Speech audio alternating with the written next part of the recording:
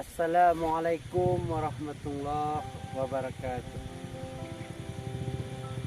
Pada kesempatan kali ini tibalah saatnya saya selalu berkarya dalam ilmu saya dapatkan di pena. Nah, pada siang hari ini kita akan angkat metode tentang tuntutan seorang istri kepada suami harus punya uang. Nah, ini banyak kejadian-kejadian di zaman sekarang yang harus kita benahi, yang harus kita luruskan supaya mengerti untuk kedepannya bagaimana kita menjadi keluarga sakinah mawaddah warahmah. Nah, pada hari ini kita lihat seorang perempuan itu banyak meminta uang kepada suami.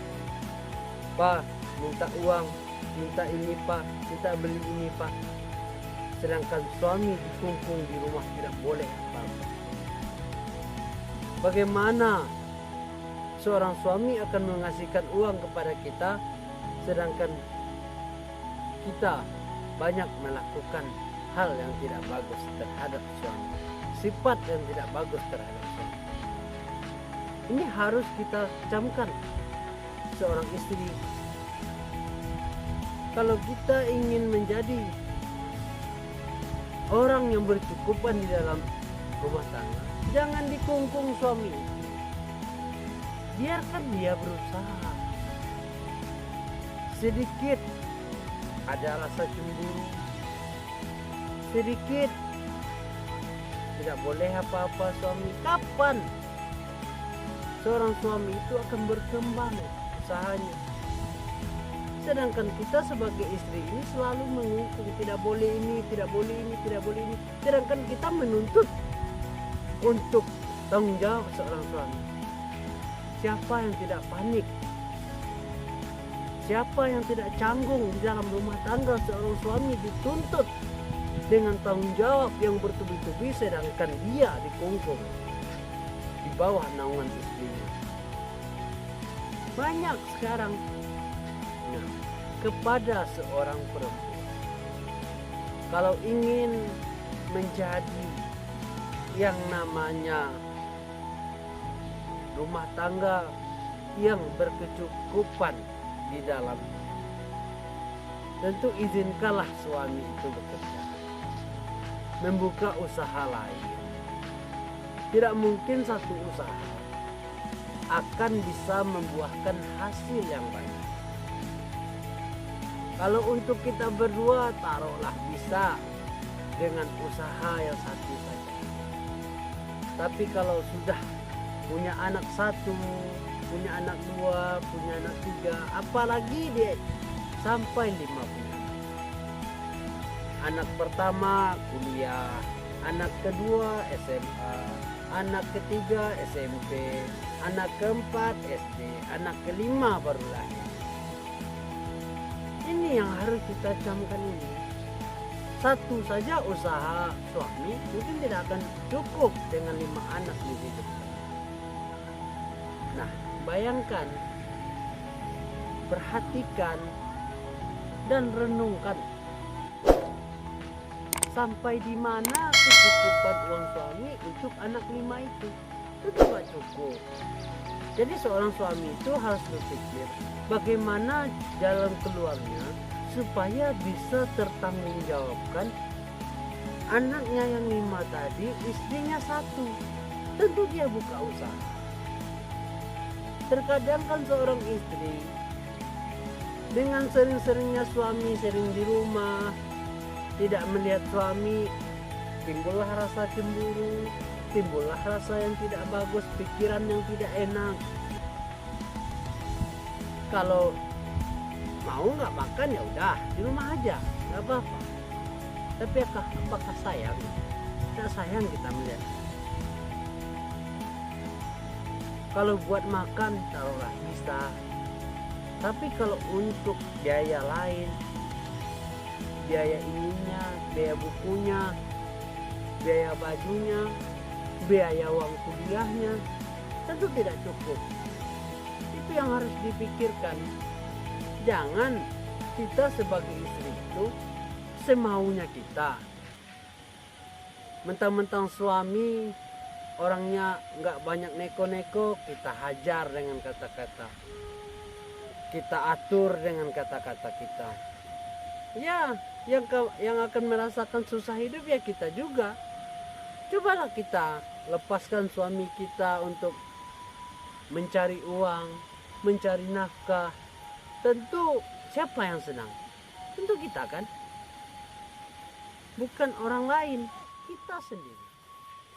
Nah, jadi untuk kedepannya para seorang istri,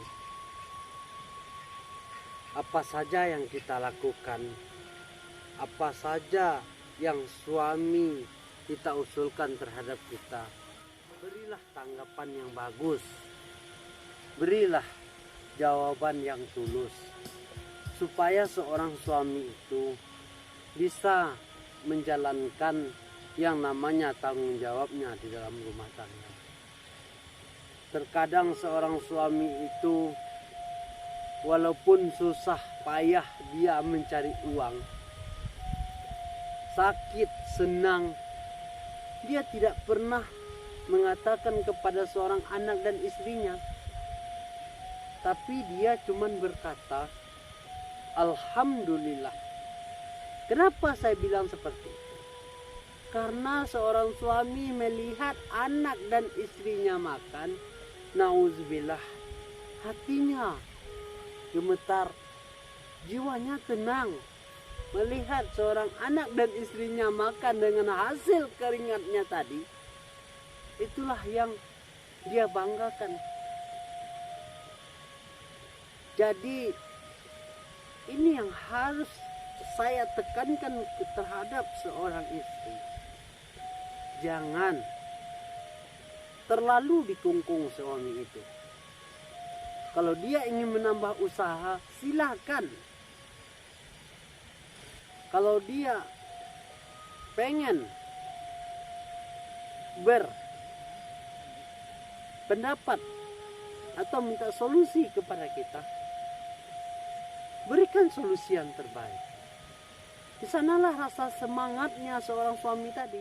Tapi kalau seandainya kita mempunyai suami yang pemalas, jadi masalah juga terhadap seorang istri.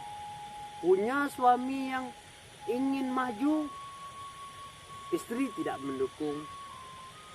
Punya suami yang pemalas, istri berkeluh kesah. Apa sebenarnya? Inilah yang banyak terjadi permasalahan terjadinya perceraian. Karena tidak memahami, tidak memvetasi. Jadi kepada seorang istri, pahamilah pekerjaan suamimu itu adalah itu di hari tuamu dengan suamimu, anakmu berhasil dengan kerja keras suamimu, itulah yang akan menolong kamu di hari tuamu nanti. Jadi kepada saudara semua, renungkanlah, camkanlah, semoga bermanfaat. Kami sebagai Pena Kreatif dan kami selalu berkarya.